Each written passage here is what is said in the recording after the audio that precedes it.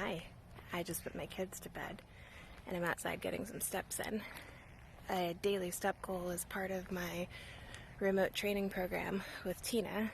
It's a program that I've been doing for a little over a year now. Last year when the pandemic hit, we couldn't go to the gym. I had just had my second baby and I needed to get active.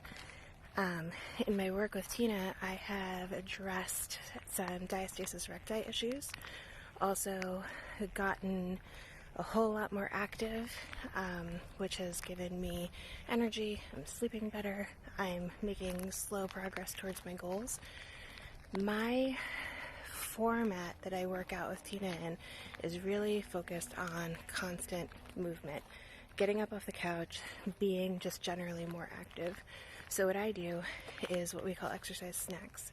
I have my program that includes a daily step goal, and also 3 times a week I do a strength workout. I break that strength workout up into a bunch of little pieces throughout the day so that I'm basically constantly exercising. I've found that it's a lot better than going to the gym for 45 minutes, breaking out into a sweat, and then that's my only movement for the day.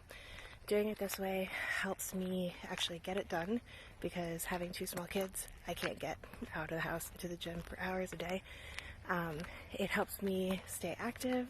It helps me feel like it's achievable, and I just love it.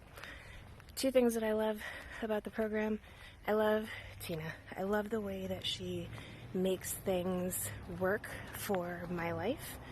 And I also love that she's realistic. Like, she will tell you if you have that one night where you need to have a cookie and a glass of wine because that's the reality of life, she's going to tell you that. Working out with a 25-year-old fitness guru who's preaching to eat chicken breasts and broccoli and brown rice, that's not going to work for me. Somebody telling me to work out 4 hours a day, high intensity, it's not going to work for me. What Tina does works for me. I can adjust the workouts to my needs.